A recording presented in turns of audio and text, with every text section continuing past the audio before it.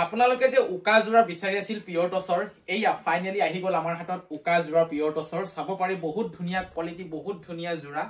খুব সুন্দৰকে হিপিনিয়া বইছে আপোনালোকে নিশ্চিন্ত মানে লব পাৰিব মনোজ ভাই ফেশনৰ পৰা স্ক্ৰিনত যেটো নম্বৰ আছে তাত আপোনালোকে কল কৰিলে হল বা WhatsApp কৰিলে হল এই জোৰা আপোনালোকে অৰ্ডাৰ কৰিব পাৰিব এই জোৰ বুলে নহয় যিমান লাগে আপোনালোকক পাই যাব বাৰু মই কেৱল ভিডিওটোত এই জোৰে ধুনিয়াকে আপোনালোকক মই দেখাবলৈ চেষ্টা কৰিছো এইখন হৈছে চাদৰখন চাওক চাদৰখনৰ দীঘলটো আপোনালোকে চাব পাৰে ইয়াত ডবল হৈ আছে বাৰু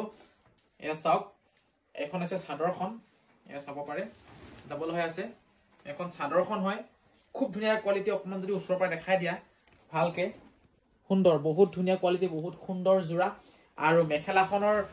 সাইজটো আপোনালোকে চাওক এখন হৈছে মেখেলাখন